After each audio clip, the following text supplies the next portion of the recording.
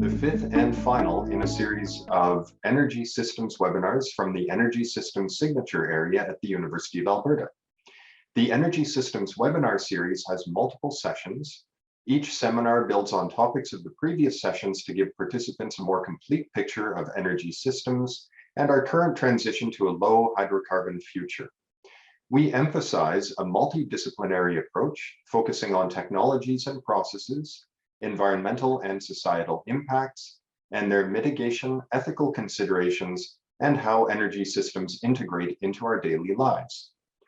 This series is designed to help guide your awareness of the complex web of technologies, politics, economics, and environmental and social considerations affecting the energy transition. My name is Evan Davis.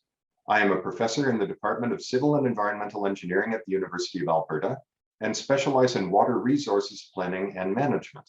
I also work in integrated assessment and its application to the water, energy, food nexus, and have a future energy systems funded project to prepare the Global Change Assessment Model, GCAM, actually now called Global Change Analysis Model, for climate change policy assessment in Canada.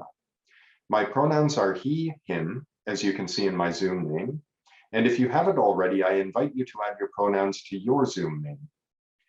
We begin our webinar by respectfully acknowledging that the University of Alberta is located on Treaty 6 territory, a traditional gathering place for diverse Indigenous peoples, including the Cree, Blackfoot, Métis, Nakota Sioux, Iroquois, Dene, Ojibwe, Saulteaux, Anishinaabe, Inuit, and many others whose histories, languages, and cultures continue to influence our vibrant community. As we explore energy systems, we acknowledge the territories, communities, and peoples that have been essential partners in the research. We are truly grateful to have the opportunity to work, study, and live on this land. Today in our fifth session, we will be learning about the role each of us can play in helping our entire society shift from older sources to sustainable ones. We will examine the importance of energy literacy and discuss the tools each of us can use to better manage our own energy and emissions footprint. We will also touch on the role of social media, the importance and danger of misinformation, and the influence of a person's local experience on their energy perspective. To address these topics, we have four esteemed speakers to walk us through a number of examples involving both the local and national context. They are Sandeep Agrawal, Professor and Director of the School of Urban and Regional Planning, University of Alberta; John Parkins, Professor of Sociology, Department of Resource Economics and Environmental Sociology, University of Alberta; Rochelle Longval, Professional Geoscientist and Energy Futures Lab Fellow; and Max Fawcett, Lead Columnist, Canada's National Observer. Now, our first presentation today is Dr. Sandeep Agrawal, an urban and regional planner who is a professor and director of the School of Urban and Regional Planning at the University of Alberta. His most recent research works have focused on human and Indigenous rights, municipal restructuring, and energy transition at the community level. As an accomplished author with 3 books and over 100 articles and professional reports, Dr. Agrawal has contributed to planning practice and affected national, provincial, and local policies and legislation. He is a recipient of the Canadian Institute of Planners National Academic Award for his significant contribution to urban planning, education, and research in the country. Dr. Agrawal. Thank you very much. All right, so thank you everyone for joining in today. So the title of my presentation is Energy Transition and the Role of Cities, Neighborhoods, and Grassroots Organizations. So as Evan mentioned, I'm an urban planner, and my focus is on cities and the most fundamental unit of city, which is a neighborhood. I want to acknowledge the contributions from my current and past postdoctoral fellows, Nilakshi Joshi and Nilusha Velagadara. Nilusha is still with us, and she is on this Zoom call. So what I'm going to be doing, I'm going to be summarizing multiple studies that we have done so far and multiple papers we have published. So I'll start off with the city and the role of the city. As you probably know, that cities in Canada control half of the total greenhouse gas emissions. So as you can imagine, they are important partners for developing and implementing solutions for transitioning to a low carbon pathway. And cities have taken steps, they're planning and implementing strategies to reach low carbon trajectory. And a good example is Vancouver's Greenest City 2020 action plan. And then Edmonton has its own, which I will talk about in a minute or so. Neighborhood within the city structure, as I mentioned, I consider neighborhood as sort of as a fundamental unit where a climate action can become more tangible and has the potential to engage communities. So a neighborhood level climate action could aim to achieve a neighborhood scale sustainability, resiliency by engaging residents of a neighborhood, municipality, local institution, and of course the neighborhood association. So there is a growing momentum to understand bottom-up action to lead and direct sustainable transition. And community-based or neighborhood-based grassroots organizations are quite important. They're termed as innovative niches, which have the potential for large-scale sustainability transformations. So their initiatives so far have included community-level recycling, community gardening, low-impact housing, things of that in nature. So if you just focus on Edmonton, community leagues are sort of the ones that play this role at the neighborhood level. So that's what I'm going to focus on in the coming slides. So just focusing on Edmonton, Edmonton makes an interesting case study because it is one of the highest per capita greenhouse gas footprint among all Canadian cities. And as you know, it's in the oil-rich province of Alberta, which then influence much of the environmental and climate change policy. So I wanted to discuss 4 themes that either enable or challenge municipal energy transitions. First is geographical location. Cities are not islands, obviously, so they draw energy and other resources from the region that surrounds them. And in the case of Edmonton being geographically located in oil and gas-rich region, Edmonton enjoys relatively low prices of energy. So that's one factor. Political territoriality. This basically means the spheres of influence in a city in terms of its power and function when planning for energy transition. So in the case of the city of Edmonton, while it aims to assume a leadership position in designing plans and policies to reduce greenhouse gas emission, it is in many ways constrained from implementing its plans by provincial funding, policy, and legislation. So that's the second one. The third is physical urban landscape. So again, back to Edmonton, there are a number of local physical and social constraints. We know that the city has emerged and matured during the automobile era. So, and there are relatively few constraints in terms of its expansion outwards. And all of this has resulted in city being a little bit on the low density side in terms of its build form. The last theme is social embeddedness, which basically means the regions that have matured around cheap and accessible and rich sources of energy. And literature talks about that as a petroculture of energy consumption. So if you look at just the city of Edmonton, and from 1975 to 2015, the residential area per family has doubled. Car ownership is still at about 75%, despite the expansion of urban public transit infrastructure. Even if you look at the outer suburbs of Edmonton, the density has increased over the years. The building topology has increased as well. Homes are more energy efficient. But if you look at the square foot area of space per capita, it has increased multiple folds. So, you know, I mean, if you just take the example of Summerside, so if you reduce the floor area per person in Summerside neighborhood from the 822 square feet currently to 500, that neighborhood's greenhouse gas emission could come down by about 40%. So as you can see, even though we have done things, but the floor area has increased quite a bit. Edmonton has community energy transition strategy, which has been revised, updated in 2021, and aims to reduce greenhouse gas emissions by 35% below the 2005 levels by 2030.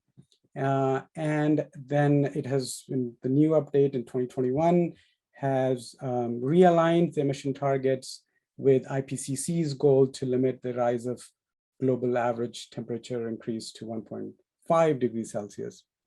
So the update now puts forth strategies to reduce Edmonton's current per capita greenhouse gas emissions from 19 tons of carbon dioxide to 3.2 tons by 2035, and then achieve carbon neutrality by 2050. As I mentioned, Edmonton produces one of the highest greenhouse gas emissions in the country, about 19 to 20 tons, in comparison to Vancouver, which is about 10.2, Toronto at about 9.7, and same is the case with Winnipeg. So Edmonton is fairly high in that respect. Okay, now to the neighborhood. Neighborhood are an important scale of physical and social organization within the structure of cities. It is in these neighborhoods that climate action gets contested, deconstructed in many ways, and then reconstructed. Neighborhood scale is something that urban residents can recognize, can understand. This is a place experimentation and participation around climate change can take place. And what is important about neighborhood is that it shifts the focus from individual or the state to take action on climate action to the community. So that is the key part about the neighborhood. But it comes with a number of challenges, and they're listed on the slide. Social challenges, and this is a lot to do with the fact that the scale of the neighborhood does not always guarantee participation. Individual social interests can influence potential volunteers. Social capital that usually exists at the neighborhood level may overlook certain community groups, so they may feel excluded from the community action. And new suburban neighborhoods, especially in the case of Edmonton, might not have experience with how to bring all of these networks together and engage in environmental activism. There are numerous data challenges at the neighborhood level, power and resource, so mismatch between the expectation with regards to climate action and the limited resources that may be available at the neighborhood level. And then you have the community challenges as to how to bring everyone together. And often neighborhood scale projects are short-lived in nature. So as you can see, there are a number of challenges attached. So the key takeaway from the neighborhood part is that in the city, the two important ones. So varied geographies create uneven playing fields, especially in regards to energy planning. So in the case of Edmonton, the physical availability of fossil fuel, where it is located, the provincial policy, there are key factors in how much city can act on this front. Limited legislative power also has certain issues in regards to moving towards low pollution sources like wind and solar. Now, there's some changes that have occurred. You probably know of EPCOR putting together a solar farm, plans to generate about 15% of the total power it currently generates in the near future. The second challenge is the varied resource across and between niches, regimes, and landscape objectives for energy transition. And basically, it's about multi-level governance framework that affect the transition trajectory. So in the case of Edmonton, the concentration of legislative financial power at the provincial level, the mismatch between the provincial ambition and the city's ambition can create dissonance in move towards the energy transition. So what has City of Edmonton done thus far and navigate this sort of this area? First is education campaign.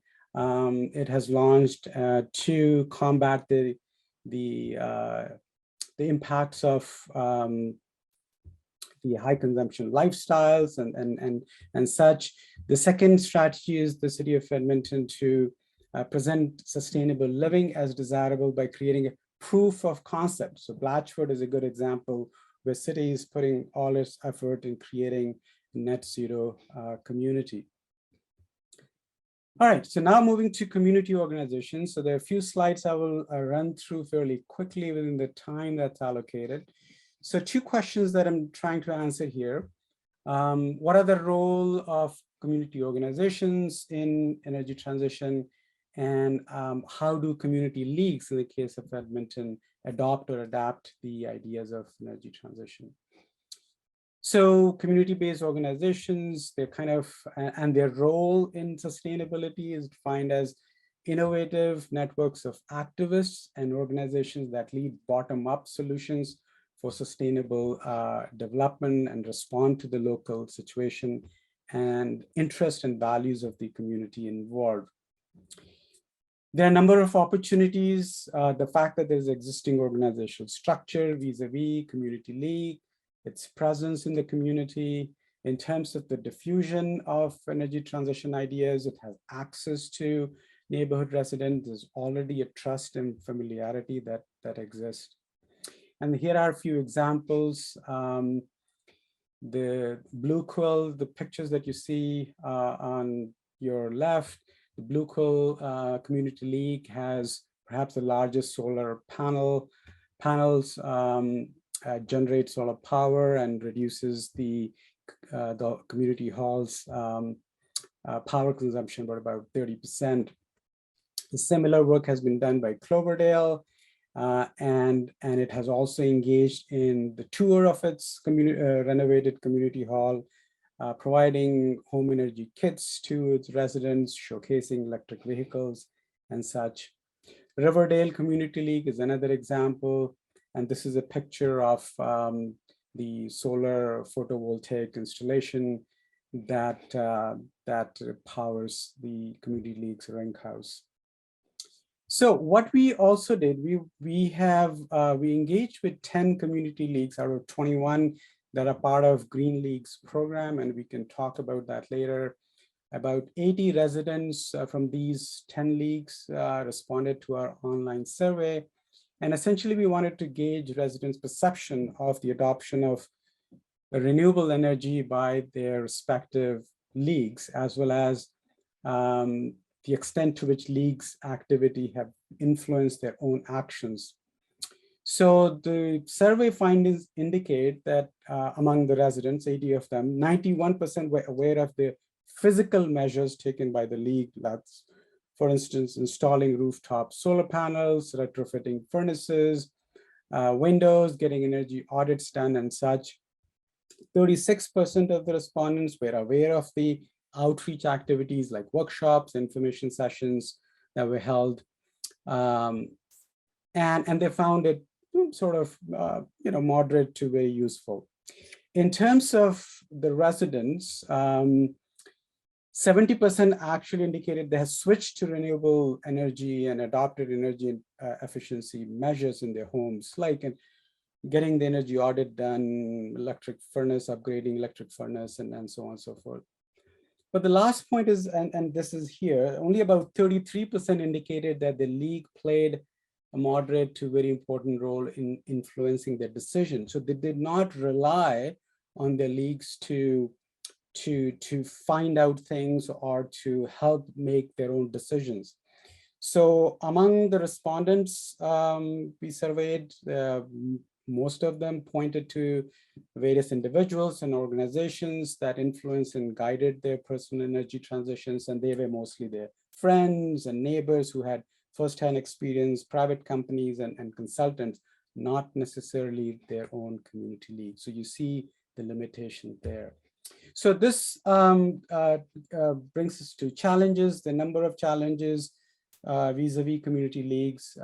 Sustainability as a new objective is a bit problematic within the current organization. There's a volunteer burnout, limited volunteer time, energy. Association with sustainability or energy transition has been problematic as well. And this is an excellent quote which says, so I think there is some interest at the board level, that's the community league board level, but I don't get a real sense of enthusiasm about it, except for one or two members. They have had a traditional role around recreational things and picnics and barbecues, and the ski and the soccer. So that's what has been the traditional role of the league, not so much about energy transition and sustainable activities. So that's where some of the problems exist. Okay, so I'm going to just summarize everything in this slide and three key takeaways.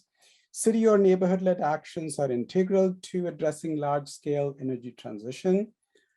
These levels and scales of intervention present opportunities for fostering energy transition, but there are a number of challenges ahead at these levels in addressing energy transition. So I'll stop at that, and thank you very much for listening. Thanks very much for your presentation, Sandeep. Our next presenter is Dr. John Parkins. John is professor of sociology in the Department of Resource Economics and Environmental Sociology at the University of Alberta. His current research and teaching examine the social context of resource development, renewable and community energy, public deliberation and environmental politics, and sustainable agriculture in Alberta. Recent publications examine case studies of community energy in Western Canada, barriers and opportunities for wind power development in Alberta, the social context of public engagement in fracking and forestry in Canada. John? All right, thank you very much. It's nice to be here in the webinar today and to be a part of this panel. So today I'm going to talk about barriers to renewable energy development and ways to overcome them. And in contrast to my colleague Sandeep's presentation, which was focused largely in the urban environment, my work is focused largely in rural areas where a large amount of energy production is located, including increasing renewable energy systems in rural areas. So the results that I'll be sharing with you today from some of our work involves my own work, but also the work of many other people, including my graduate students such as Sonic, Monique, and Andrea, and others who've helped in developing this material. So I hope to move through this fairly quickly and look forward to having an interesting conversation with you as we move through these formal presentations. So just by way of background, I like showing this slide because it illustrates quite nicely the renewable energy potential within the province of Alberta, and in particular, looking at the left map, the wind energy potential. And you can see many of us know that wind power is a big part of the Pincher Creek area in the Rocky Mountains of southwestern Alberta. But you can see from the red areas of this map that there's a fairly significant wind energy potential throughout the southern and the central part of the province. And so there's considerable potential there. And in fact, Alberta has similar geography in size to the country of Germany. And in Alberta, we have approximately 1,000 wind turbines currently in the province, and Germany has something like 30,000 wind turbines. And they have a lower level of wind capacity in Germany than we do here in Alberta. So the potential for wind is incredibly significant here, and we're potentially just getting started with the development and rollout of wind farms across the countryside. Additionally, solar is a big part of the renewable energy resource within the province, again, particularly in the south, but all the way up through and into the Edmonton area. And then geothermal, particularly the hot spots for geothermal in the province are around the Rocky Mountains and the Hinton area, for example, where there's some considerable geothermal potential for electricity production. So that's the context for renewable energy potential within the province. The other thing I'd like to say is that there's some pretty significant differences in terms of scale when we think about renewable energy projects. So with wind power, for example, you can look at on the left a utility scale private energy project called the Hands Hill Wind Project. They've got 29 turbines in this initiative, and that's the fairly well-known utility scale kind of projects that are underway within the province. In contrast to that, there are community scale projects. Many of them are more focused on solar energy production at the community level, but we also see wind at the community level as well. For example, the Box Springs Wind Farm outside of Medicine Hat has 3 turbines, and it's partially owned by the municipality of Medicine Hat. So the scale is certainly a big factor. And in Edmonton, for example, there's quite a wide range of scales even within the city, everything from solar power on people's rooftops to a much larger solar farm that's currently being developed in the River Valley by EPCOR called the E.L. Smith Solar Farm. So scale, I think, is a big part of the conversation when it comes to renewable energy development, particularly the opportunity to develop not only large utility scale projects, but also smaller community scale projects. And the focus of much of my conversation today is on the community scale work. So when we think about renewable energy development, there's certainly incredible opportunity, but we also know that there's an incredible amount of resistance.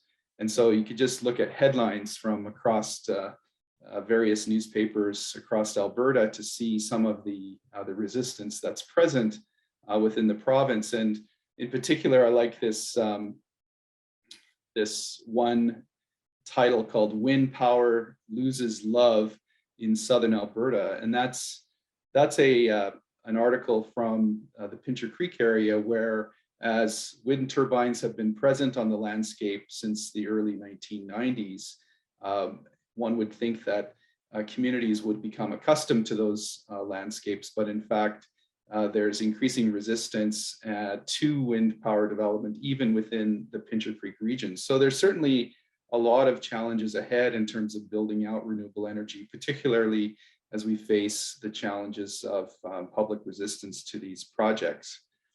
So that's another piece of the background to my conversation today. So thinking about ways of trying to enhance or foster renewable energy in the province, our group undertook a survey of municipal leaders. So we had 101 municipal leaders from across the province who participated in this survey. And we were trying to seek to understand what encourages municipalities to develop renewable projects. And so that's the focus of the next couple of slides that I wanted to share with you today. And so from this survey, we can see that almost half, 49% of the people that we surveyed were interested in renewable energy development, but 31% said no and 20% were undecided. So you can see that in this group of respondents, there's a split in terms of people who are interested and not interested. So we wanted to explore that further, looking at the barriers before I get to barriers, I'll talk about motivation. So for those who are interested in developing renewable energy, what are the motivations for doing that? And so this slide gives us a quick sense of those motivations. The highest level motivations are at the top of this figure.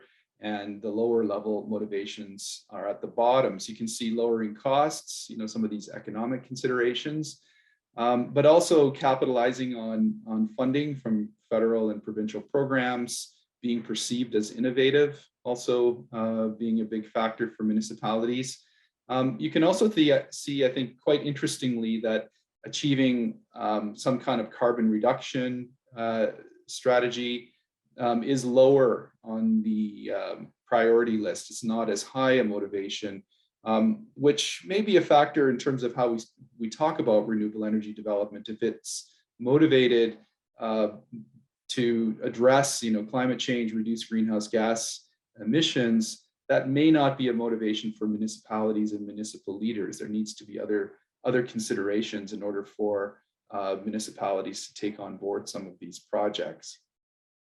Looking at barriers, just one slide on barriers, we can see from the survey that economic factors, the costs that are quite high, payback periods that are too long, those are perceived to be major barriers for renewable energy. Also technical and environmental issues, either being too risky, maybe technology not advanced enough, not feasible. And from a planning perspective, other priorities, other critical infrastructure, whether it's roads or schools or other kinds of things that are priorities for communities, or difficulty getting grants and loans are factors that play into this as well. So those are some of the key barriers that municipalities talk about. With regard to some of the solutions that people are looking at to sort of incentivize or enhance renewable energy development, particularly at these smaller scales, the community scale, the idea of community energy has really become more prominent in recent years. And when we talk about community energy projects, these are projects that are designed from the outset to provide more benefits directly to communities, perhaps through some kind of ownership structure where communities can benefit financially more so than they would from a project that's owned by a private firm. And another dimension of community energy is this participation and engagement, which leads to the design of projects that are more in line with the values and interests of people who are in the community and who would eventually or potentially support the project if they're more engaged. So community energy is certainly a key concept, in this conversation. And when we look at community energy, some of my colleagues have done a survey. They looked at 367 active community energy projects in Canada. And these are the different kinds of ownership structures. So they could be a cooperative, they could be within a trust, an association, a charity, could be direct municipal ownership, Indigenous ownership, or partnerships. So there's quite a wide range of types of community ownership that are out there. And our research group is currently trying to explore some of these and look at the kind of strengths and weaknesses and viability of these types of ownership for renewable energy projects. And in particular, we're currently looking at energy cooperatives in Alberta. And if we look at these cooperatives, you can see that there are quite a few different types. There are more historical cooperatives, such as the Alberta Federation of Rural Electrification Associations. So this is about electricity transmission in rural areas. And these have been around since the 1940s and 1950s. That's how the rural areas were initially electrified. So these electrification associations, transmission is one type of cooperative, but you can also see cooperatives in the consumer and retail space. So you can buy your electricity for your own home through a cooperative like Ace Energy. There's energy production, such as the Bow Valley Green Energy Co-op, which is a very new co-op that is investing in new green energy projects in the Bow Valley region.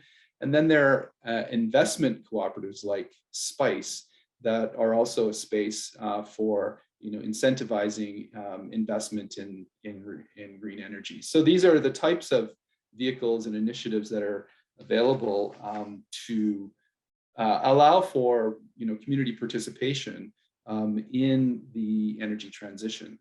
So with that, I think I'll stop my presentation.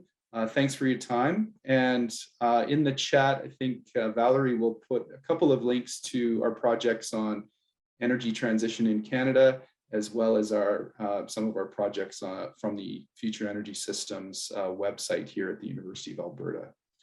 Thanks very much, and I'll hand it back to the moderator. Thanks very much for your presentation, John. Our next speaker is Rochelle Longval. She is a professional geoscientist who demonstrates an enthusiastic entrepreneurial spirit, pushing for innovative solutions to harness the Earth's heat. Upon relocating to a rural village, she gained a first-hand perspective on the importance of accessible energy, driving her career transition. Her passion for unlocking renewable resources provides communities with sustainable energy, local job creation, and promotes efficient local food production in rural communities. She's been recognized as an emerging leader, changing the face of energy as a recipient of the Young Women in Energy Award, and is an Energy Futures Lab Fellow. A participant in Canada's first Carbon Tech Accelerator with Avatar Innovations, Rochelle has delved into the startup ecosystem, co-founding CO2 thermal innovations to discover synergies with geothermal and carbon capture and storage technologies. Rochelle? Thank you so much. I appreciate being here today and look forward to diving in. So I just wanted to mention right off the bat that the information shared here today is not representative of the organizations that I'm involved with, but rather my voice, speaking on the energy transition. So I wanted to discuss, as we progress the future energy system required of us, there's three main topics I'm going to dive into. The first is on the influence you have within your community as an energy champion and how your environment can really shape your direction. I'll also be going into the value of your voice, both within your personal and professional networks, and key resources for energy literacy. So the career pivot, I actually relocated to a rural village, as mentioned, about 5 years ago. It was on a summer trip with my husband, and I found myself standing on this beach, knowing that I needed to be here. And you're probably thinking, well, of course you do, it's beautiful, but there was definitely a stronger calling to be drawn to Caslow. And my background is actually working in the petroleum industry. So coming from Calgary, a large, vibrant city, and then coming to a little gem of a town, but very vibrant as well. So with rural villages, I quickly noticed there was a struggle for accessible energy here. And relocating to the rural community of Caslow, there was less than 1,000 people here. And this was really a part of my journey that led me to pivot my career, focusing on the energy transition. And it was truly through this experience of packing up and moving here that I gained that firsthand perspective on the importance of accessible energy. So one of the first things I had to learn was how to use an axe to chop wood, because our main source of residential heating is a wood burning stove. And in fact, getting your hands on a logging truck of wood is actually pretty complicated, kind of like winning the lottery out here, not because of the amount of wood produced, but more the politics around which mills have claimed that wood. So we do lack natural gas lines here, and we do have frequent power outages. So those wood burning stoves have really been that viable part of living here. This new environment brought an awareness and curiosity for me to explore renewable energy solutions. And sure enough, I quickly found out that I lived on a hotspot. So you can see here, this is Ainsworth Hot Springs. It's a 5-minute drive from our home. And the land is definitely, it's really seen as a gift here. And these hot springs are made available by the Tunaha Nation. It's also very common for people to see hot springs on their property within our area. And this was the start to growing my passion for geothermal.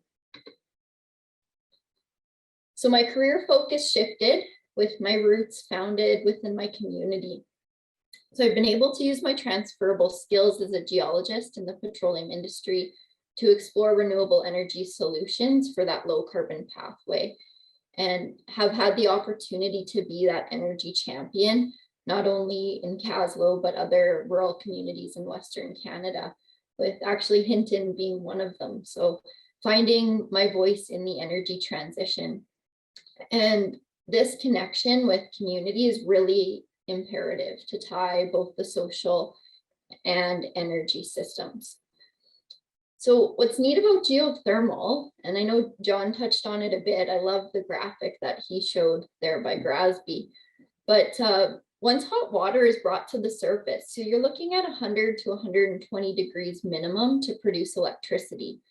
And you run that through the turbine to produce that electricity, but there's actual residual heat remaining within that water. So it's typically 70 to 80 degree water, and you can put to use in what we call direct use heating opportunities for communities.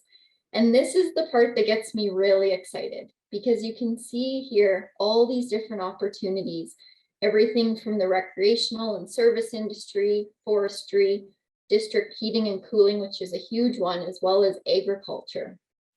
And what's really great is communities can really see value adds for them personally that align with their current culture and their current skill sets. And it can really help them to reduce their GHG emissions with a sustainable base load, so 24/7 energy solution. The other great thing is you can cascade them down. So start with the opportunities requiring the highest heat. And I am working on a project in Hinton, Alberta with Novus Earth that is producing electricity as well as direct use heat, actually for an aquaponics facility, so that there's the opportunity for both energy security as well as food security. So discovering your voice in the future energy system. I always say be curious, seek out information, resources, conventions, webinars, to really learn and grow your knowledge in this rapidly growing space.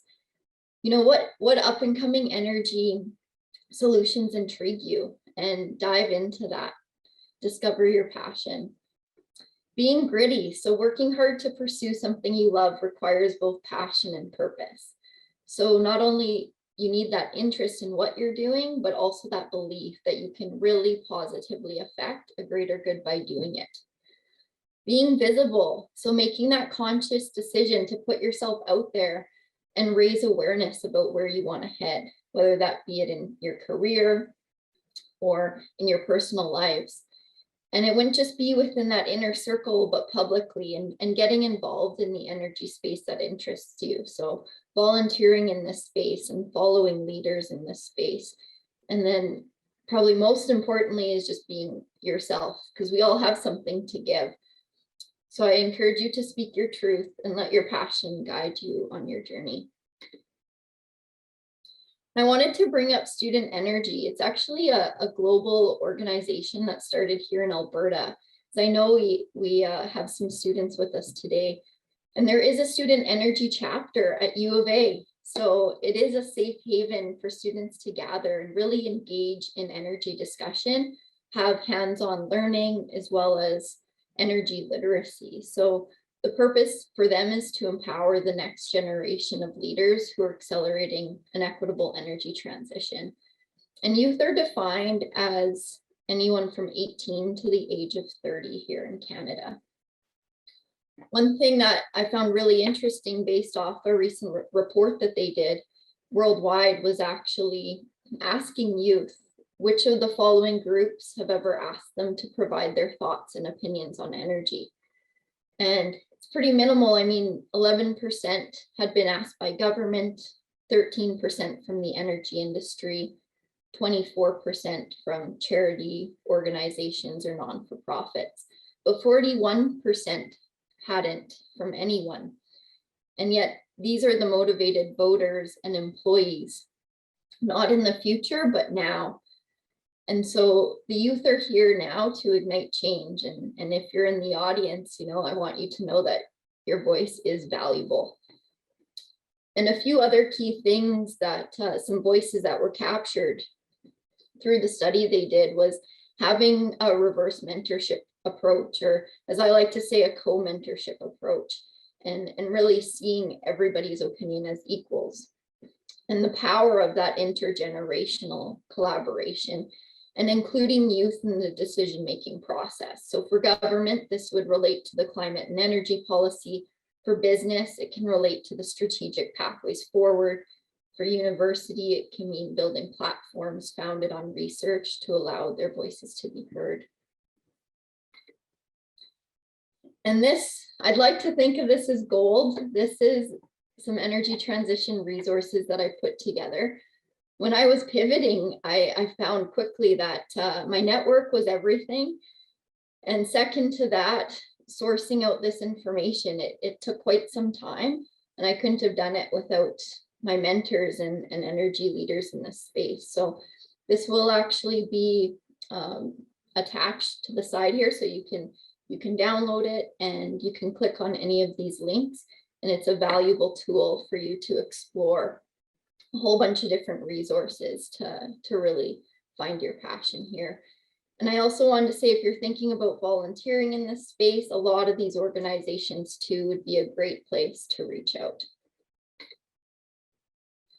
The Avatar Innovations Program. So just over a year ago, I was a part of the first cohort. And the Avatar program, you know, their slogan is really "the new energy future awaits, let's build it."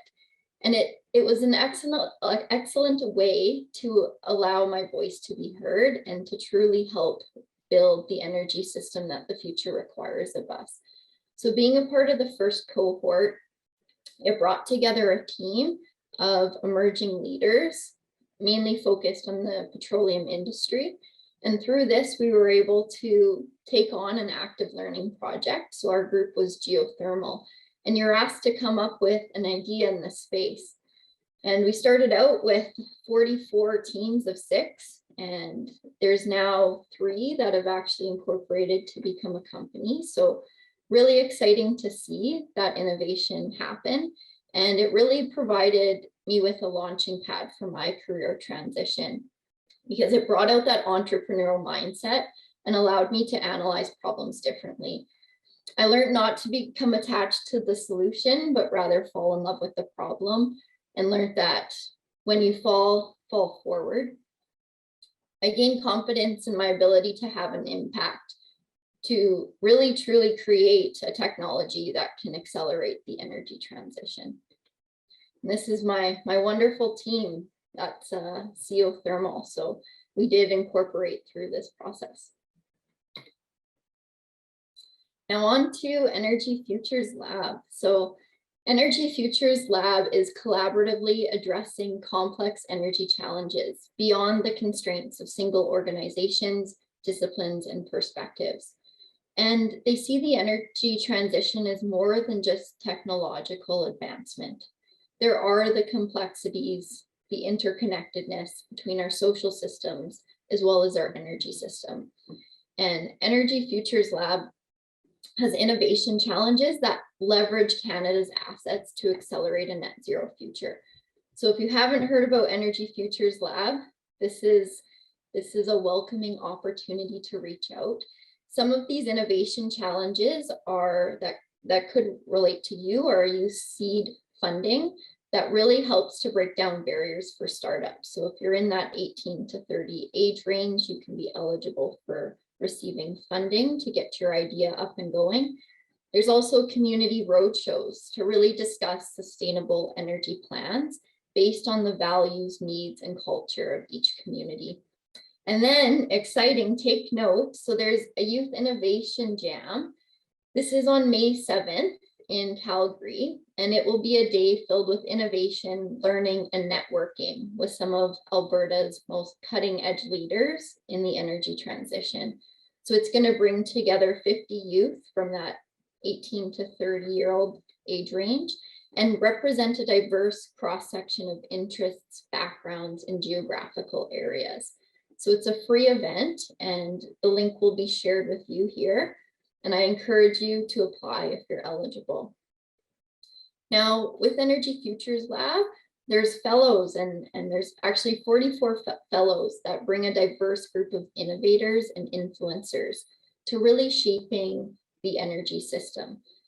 And I encourage you to reach out to the fellows, spark conversation, read their bios and connect. One of the first discussions we had as entering the fellowship was challenging us to find somebody in the room that had the same vision, experience, or perspective as our own. And the reality is you just won't find it. No one else will speak for you to represent that perspective. So it's really important for you to bring your voice. And a reminder that we all hold that perspective, fellowship or not, to engage with our networks and co-create in this space. Another way that you can be an advocate in your network is actually with the Newtonian shift game. So this is a simulation to explore the strategic decisions and business models required to accelerate the global energy transition. And you can request to have this brought to your organization. So I'm just going to take the time now to play a video on that.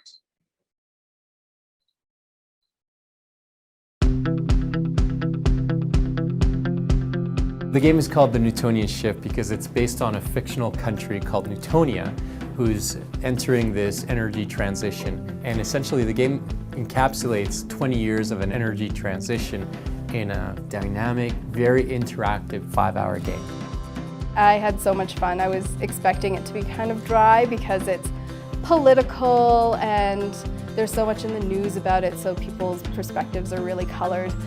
But it was engaging and very dynamic, and you had to move around and use a lot of critical thinking, but in a fun way. I want to say that when I came in here, I was the one that was very skeptical. Games are just games at the end of the day, but this is really something of a different nature, I think, where it changes your mindset as you move through the game. And you start to think differently because you are forced to act in a different role. It's one thing to say, I wonder what the person on the other side of the table thinks. It's quite another to say, I have to play the role of that person and be on the other side of the table. It really opens your mind to really want to say, is there some empathetic positions I could have leaving after I played this game that I didn't have before I played this game? Jumping into the role of an oil sands company made me realize that, there's a long future for all of us in this game, and we need all perspectives at the table. The level of conversation and some of the solutions that people brought up were innovative, and if not innovative, thought-provoking. We had great facilitators who actually forced people to be part of the conversation and force some of those perspectives by asking really thought-provoking questions. The idea is not that we're going to come out of this with all the answers, but we're going to come out of it with a heck of an experience that can spark more strategic discussions around our roles and other stakeholders' roles in the transition itself. I know for me personally, I would look at it as what are the larger corporations going to do? So a really big takeaway for me is that me as an individual has a huge role to play, and the opportunity to continue to learn and educate myself and to be an advocate. I would love to have key decision makers from different areas come and play this game. From executives in oil and gas to executives in renewables, play it at the same time. I would be thrilled to take this back to my company to get people thinking about what are the issues that we're actually dealing with and how do we honestly see our company facilitating this energy transition. And I think that this game really lays out what some of the challenges are and will give us a really good idea from a company perspective of how we should be and could be addressing them.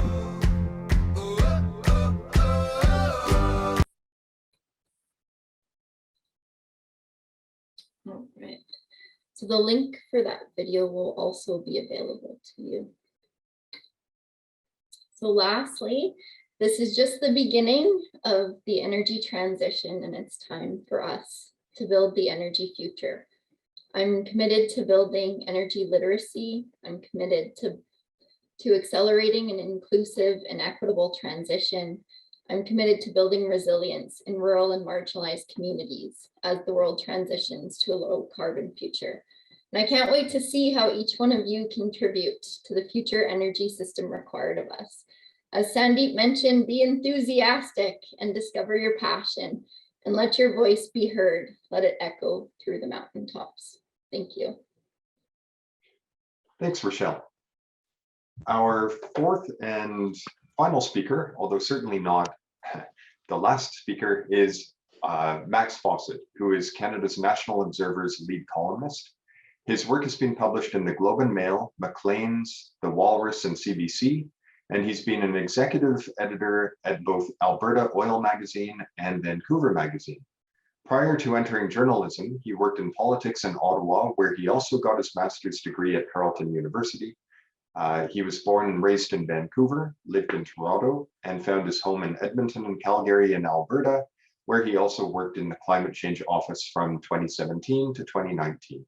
He's distantly related to Canada's worst Prime Minister, but you'll have to guess who that is. Max? Well, thank you, Evan, and thank you, Rochelle, thank you, John, and thank you, Sandeep, for your presentations. I sort of feel a little bit inferior here, not just because I didn't bring a slide deck, but because you guys brought so much really interesting information, and I honestly can't stress enough how cool that Newtonian shift game is. I'm a little biased because I've done some work with the EFL, but if we could get everyone in the province to play that game, I really think that the conversation about the energy transition would would shift 180 degrees. So if anyone listening is a secret billionaire, if you could just fund that, that would be fantastic. So I'm going to cede a little bit of my time here so that we have time for questions for the other presenters, just because I think they've given us a lot to chew on. And like I said, I didn't bring any slides because I have a 6-month-old and he seems to enjoy eating my time almost as much as he enjoys eating his cereal. But I'll use the time that I have here to talk a bit about the role that social media can play in shaping the energy conversation and why it matters that you participate in it. So first, let me be perfectly clear. You want to be spending your time on Twitter, not on Facebook.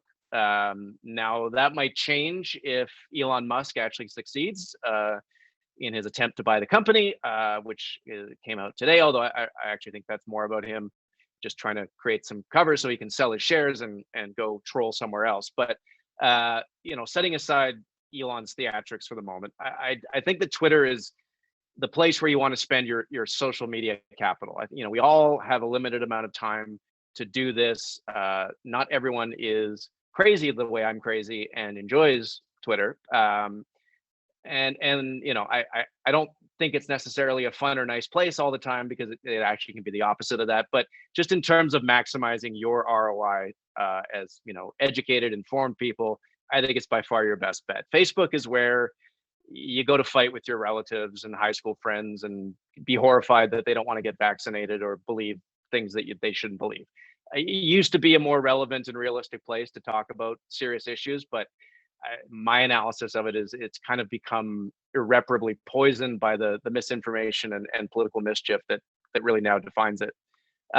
Twitter, on the other hand, is where you can actually influence the discourse. The old saying, you should fish where the fish are. And the fish are on Twitter when it comes to opinion leaders, opinion formation leaders, academics, journalists, columnists, politicians. And as people who might know a thing or two about things that they don't, who have a passion for a super important subject that everyone needs to know more about, I think you can help inform their stories, inform their arguments, inform their values, inform their beliefs, if you do it right. So how do you do that? Not easy, but first and foremost, you do it by sharing good information. And we've seen, I think, quite a bit of that from the other three presenters here today. So, maybe that's a nifty chart. Maybe that's some research you're working on that's packaged into a thread. Maybe it's just like a really pithy observation you've made. Try to sidestep the snark and the smack talking that admittedly I can be guilty of from time to time, and work on amplifying good people and good information. And believe it or not, there's a lot of it on there. Engage with the journalists and opinion leaders that you want to influence. Share their work so that they might be more likely to share yours. I'll give you a bit of a secret about journalists and opinion leaders, which is that they like to be liked. And so if you share their work, if you say, hey, their work is great, they might share yours. It's funny how that sort of basic human thing works on a place like Twitter. You also, you also gain profile and get your work out there by being funny, and developing your own style, your own shtick, whatever it might be. Twitter is definitely a vector for information, but it's also an opportunity for entertainment. And you should try wherever possible to be entertaining. So use memes, use GIFs, use whatever you're comfortable with. And just remember that practice makes perfect. You're not gonna, if you're new to Twitter, if you're not comfortable on Twitter, you're not gonna be sort of funny and irreverent immediately. But follow the people who make you laugh and who make you chuckle and who you think are good at it, and you'll pick up some tricks from them. And last, you exercise influence on Twitter by building and maintaining a sense of community. I've been fascinated over the last little while by something that's called, and bear with me because this is not the name that I came up with, or not a name I would recommend, called the Canadian Oil Mafia.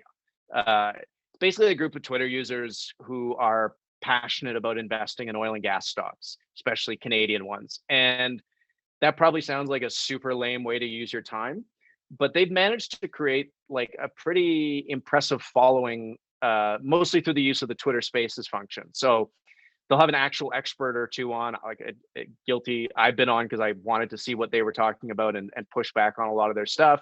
They discuss things that are relevant to them in the moment, earnings calls, commodity market movements, and they talk about how it impacts their sort of central thesis. And they're getting thousands of people participating in these spaces. They're from across Canada, around North America. There's lots of bias confirmation happening in there, but the sense of community is unavoidable. And there's no reason why climate-friendly people can't do the same thing, why they can't pick up on this model and run with it, build their own sense of community on Twitter, on Spaces, have experts in, build their own, I don't want to say confirmation bias, but reiterate their values and reinforce them. I'd love to see people in the climate space try to do a little bit more community building in that sense. The good news about Twitter is that it can be a meritocracy in at least as much as such a thing actually exists. Being important or being blue check marked doesn't guarantee that you'll get a lot of followers on Twitter. It certainly helps, but it certainly doesn't guarantee it. What does guarantee it is being smart, being pithy, being informative, being funny, and putting in the time, right? It's sort of like a snowball rolling down a hill. It's slow at first, but it really can pick up speed faster than you think. And this is not a brag, this is probably a confession. Certainly my wife is not thrilled about it, but I've gone from under 10,000 followers to almost 30,000 in under 2 years. And it's just because I've kind of stayed at it and tried to be helpful and good and useful where I can. It's not about being Twitter famous, because this is important work. It's more important than it might seem. There's an entire ecosystem of bad faith actors out there who have made it their mission to misrepresent climate science, misrepresent climate policy, and misrepresent climate realities in this country. They're at it again right now as we speak, with a coordinated series of tweets about a supposed tax on trucks that was in the recent budget. Newsflash, it wasn't. It was a recommendation made as part of an advisory group, but you have this, what I like to call the industrial BS complex, and they have weaponized this and are all pushing it out there to make people believe that the government wants to tax people with trucks. If people of good conscience and good science let these sorts of lies get told unchallenged, the lies start to take on the air of truth. And I think the carbon tax and the widespread public misunderstanding of how it works is kind of a perfect example of this. I've been trying to fight this fight for as long as the carbon tax has been out there. I worked in the climate change office, but part of me fears that the battle is, if not lost, is being lost right now, even though the feds have stepped up their game a bit of late. Most Canadians don't know how the federal backstop works. Most Canadians don't know where the rebate applies. Most Canadians don't even know how it's paid out to them. And this is because of a series of unintentional own goals around the communication of that plan and the deliberate weaponization of misinformation on the other side. I watched us lose that battle here in Alberta in the climate change office. By the time I got to Edmonton, we were already on our heels about the policies because we were afraid to get out there and push back on the misinformation that was out there. And one of the lessons that I took away from my 2+ years there was that the best policy work I've ever seen in my life can get undone by people tweeting pictures of themselves filling up jerry cans on Twitter. It's kind of a lesson that stuck with me. So, yeah, Twitter is noisy. It can be a pain, but there are lots of important opportunities on there, to find some signal in the noise. We're in a pitched battle right now for, I don't want to be dramatic, but for the future of our democracy and the role that good information can play in it. I think anyone who attends a post-secondary institution or cares about having fact-based arguments kind of has a responsibility to participate in this fight and push for a world where facts and truth still matter. Because if you don't, I promise you that there are people on the other side who are fighting for the opposite. And one of the key fronts in that war is Twitter. So we need as many able-minded people on there as possible fighting on our side. And I hope to see you on there one day. Thank you. Great, thanks a lot, Max. We have a number of great questions now that the Future Energy Systems communication team has put together based on comments from the presenters during their presentations and also from some of the audience questions. And so I'll start with a few of the ones that we have here. So the first question is, I guess, given that this is occurring at the University of Alberta, what role do researchers or universities play in energy literacy and dealing with misinformation? And then what is the role of reporters and news outlets as well? So not an easy question to start with. Would one of the panelists like to take a crack at it? John, I see you're unmuted. Yeah, that is a challenging question. I think it's a question that Max could also potentially weigh in on, although he's not from not working at a university. It could be a question about how can universities help get good information out there into various media channels. And I do some of that work myself through my own social media accounts, whether it's on LinkedIn or Twitter, sort of sharing the research that we do, and then also being willing to present and participate in public events as much as possible, including the event here today, saying yes to these kinds of things. And I think the problem that we have as university researchers is that we're trained as researchers. Sometimes we're not very good at communication. And so we do need help in that regard. And I think universities need to continue to invest in their communications teams and pitching stories and important research that media outlets can pick up and run within their own media organizations. So there are a couple of answers for you to get the conversation started. I'm wondering, why do you think that university professors are not better communicators, given that we're teachers? Well, I think it's because we as academics, we do find ourselves in our disciplinary specific echo chambers. People talk about political echo chambers, whether you're conservative or liberal, but as academics, we also have our echo chambers and our jargon, and we also tend to be long-winded.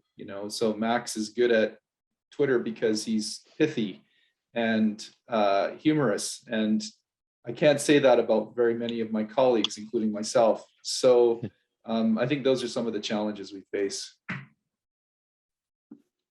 If I could just add to what John is saying, for an academic, the soundbite is 50 minutes as a 7 seconds.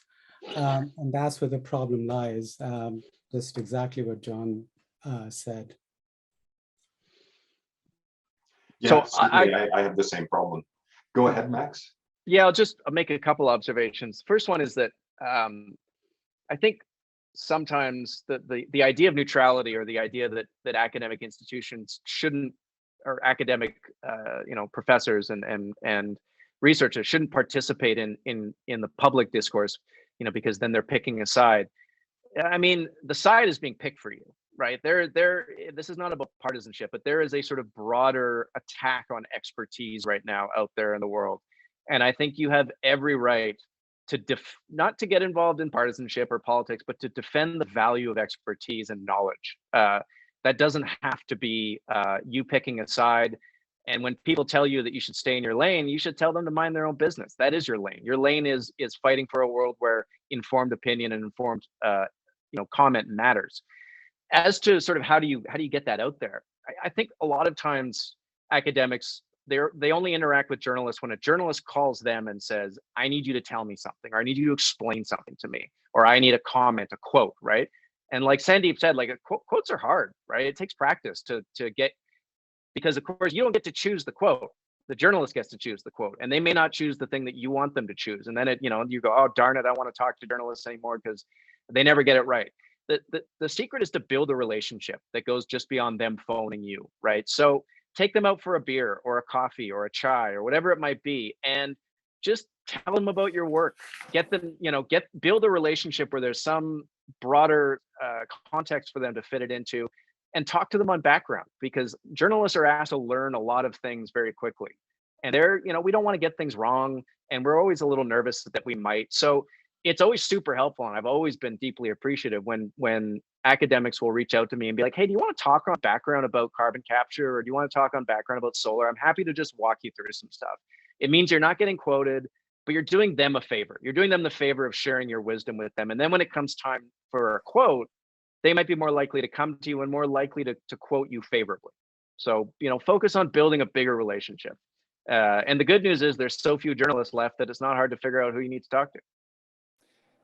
Max, could I follow up with a question? I guess it's if I could take the kind of ask the moderator for a bit of leeway here.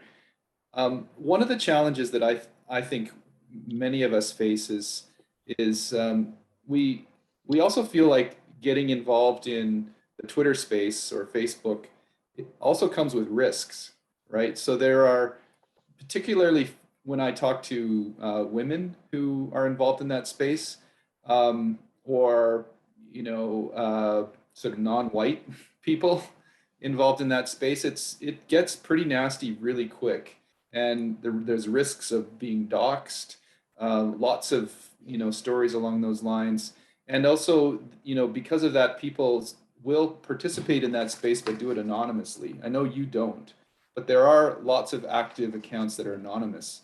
And I'm wondering if you could talk about that. Like, what do you make of the risks? Are they real? Do we need to be concerned about that? And how do we mitigate the risks of sort of diving in and getting involved in that space? That's a great question. And as everyone's computer screen can tell them, like, I don't face the same experience that people of color or women have to face, which is demonstrably worse.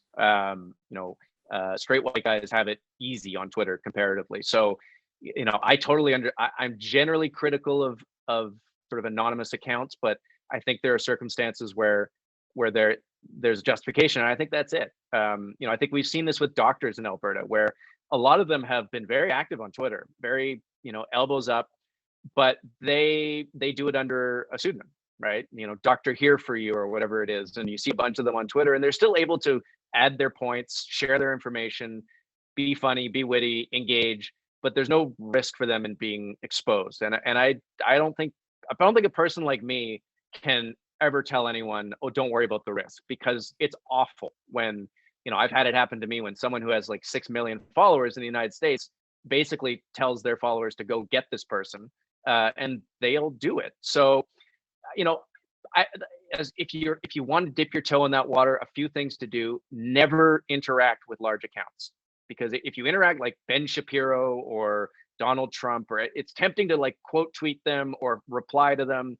You're risking them knowing who you are and then directing their people at you. So if you want to engage with their content, which again, if, as you're a researcher, I'd probably stay away from that, but, quote tweet it. So, or screen cap it, right? So that they don't know that you've done that, and you can sort of continue to do your work as an academic or as a researcher. The other thing is, the higher the snark goes, the higher the risk of pushback goes. So if you're staying in the lane of like, I'm sharing information, this is my research, renewable energy is cool, you're generally not going to attract much attention, much pushback. If you get into the space of this person is wrong, this argument is nonsense, this is misinformation, that's where it gets a little dicey. So the second sort of strategy there is elevate people who are willing to call the spade, right? You don't have to do it. You don't have to tweet the tweet yourself.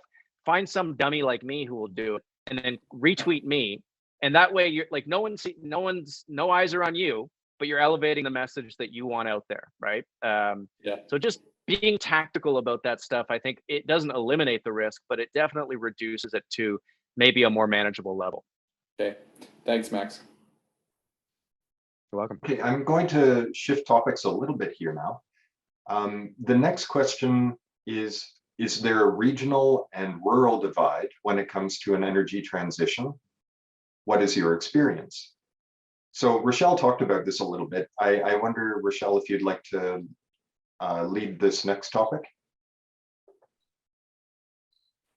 Yeah, I can say a little bit. I mean, for me, I just have my personal bias and experience to go off of. I think it's really great to hear Sandeep and John, who this is their world every day. But for me, it just came down to that accessibility of energy, because when I was in Calgary, I never had to worry about my power going out ever, unless there was something going on and it was a random occurrence and someone knocked on my door and said they're working on it outside. I mean, this was never a worry for me. And now it's a huge worry, because out here, when our power goes out, it's not for a minute. It's usually 2 to 3 days. And so at that point, all of a sudden the concerns are there. All of a sudden you're thinking, okay, how are we actually going to keep our food in the freezer cold, frozen? What's going to happen to that? And crazy enough, the other thing with Caslow being on the lake is that we have pumps that are bringing our water up from the lake. So all of a sudden, if your pumps stop, that means no more bathroom breaks. So you can see no more cleaning laundry, no more showers. Like, this is something that in Calgary, I never even had to think about. And so I can speak on that perspective, that coming here, it really allowed me to look deeper and just be grateful for the energy I do have.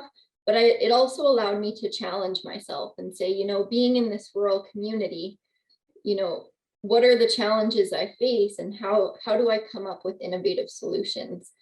The other thing I've noticed too here is that as soon as that power goes out, you've got your neighbors who are there for you. I remember in Calgary, I never even met my neighbors at any of my homes, but here, you're all running around and helping wherever you can. So that was something for me that I was really grateful for being in this community, is I found that people gather together more to help support each other, because you have to when you're isolated in the forest. There's also an old saying that necessity is the mother of invention, right? And so I wonder if some of those solutions might actually come from the communities that face these problems with an energy transition. Because, when you look at Edmonton or Calgary, we have electricity 24/7, but those who live in rural communities face significant problems regularly, as you were describing. Definitely. Yeah, I agree with that. And whatever we can do to get more of that baseload energy, I guess I got to work hard to make that happen here with geothermal. Great. Sandeep or John, do you have any comments on the energy transition and a rural or urban divide? I'll say quickly, I think, there's a lot there that Rochelle's already said, and, decentralized power generation, kind of local, regional systems can help, with more energy, sort of resilient systems, I think. The other thing I think about with rural urban divide is that in my work, for example, thinking about where is renewable energy going to be produced, right? So the sites of production are predominantly in rural areas, solar, wind, even geothermal. So that's where it's produced, and where is it consumed? It's in the city, right? So city folk are like, yeah, give us more renewables, and rural folk are saying, wait a minute, all this infrastructure is going to be on my back door. And so that's why I'm quite interested in really trying to understand the points of resistance there. Why are people concerned about these wind farms, and is there something we can do about it? Can we make it better? Can we design these things in ways? Can we design these solar farms and these wind farms in ways that can be more beneficial to rural communities and the people who have to live in and amongst these renewable energy landscapes? So I think that's one of the divides that I think about a lot in my work.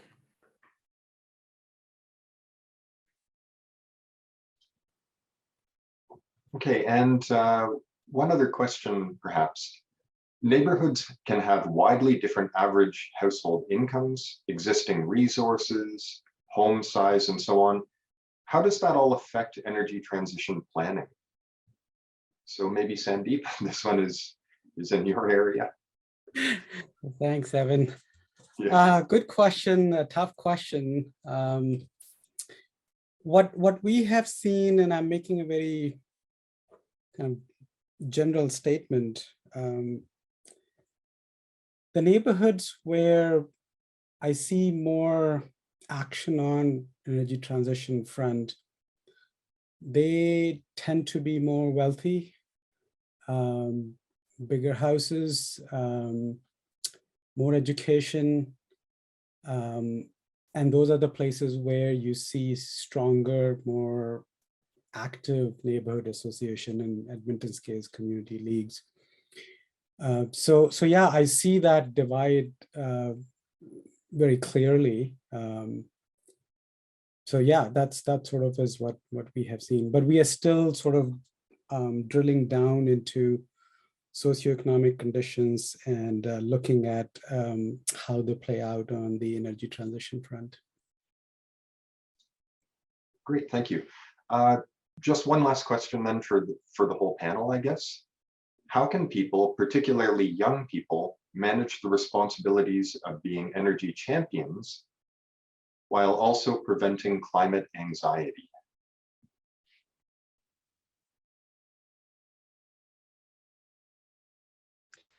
Oh, okay, that's an interesting question. It's a loaded question, because what are we championing here when we're talking about energy champions? I get in trouble a lot because in Alberta, I'm very pro-climate, and in BC, where I'm from, Vancouver, I'm a shill for the oil and gas industry. I think that's kind of where you want to be. You want to be upsetting both extremes because you're in the meaty middle. I mean, I think there are a lot of amazing things to be champions of here in Alberta. We have amazing renewable resources, as John sort of laid out very, very well. We have this incredible opportunity on geothermal, which I still can't quite understand why we're not more excited about it, because we love drilling for things and we have all these places to drill. We have bitumen beyond combustion. We have all these different ways of taking the oil sands and making them sort of fit for the future. There's a lot of interesting ways to be a champion of energy without wearing an I Heart Oil Sands hoodie and talking about ethical oil, which I would discourage. I don't think you get very far with that. So, champion the things that get people excited about the energy transition. Don't talk about the bummers of the energy transition. Talk about the exciting parts. And there's tons of exciting parts that Alberta gets to play a leading role in. And guess what? That also bleeds into the climate conversation, because we're not going to just jump from one state of economic being to another state of economic being. There's going to be a bunch of mess and compromise in the middle. And we kind of have to lean into that a little bit, not run away from it. So I think it's incumbent upon Albertans to educate, I hate using that word, educate their friends and family in other parts of the country without being obnoxious, without saying we pay for your social programs, we pay for your hospitals, you owe us. But teach them about what's really happening here, because the thing I find with people in the rest of the country is they don't actually understand how much complexity there is here in our beliefs and our attitudes, and how progressive and forward thinking we are, because the people who aren't progressive tend to be the loudest. So be loud about the good things that are happening here, and maybe that helps sort of champion the right things. All right, well, we're at 5 o'clock now, so thank you again to our speakers for sharing your expertise today. We hope that you've all enjoyed today's session, and we encourage you to sign up for future webinars. To keep up to date with many of the energy research developments here at the U of A, you can sign up for the Future Energy Systems newsletter. So thank you all for joining us today, and we look forward to seeing you again soon.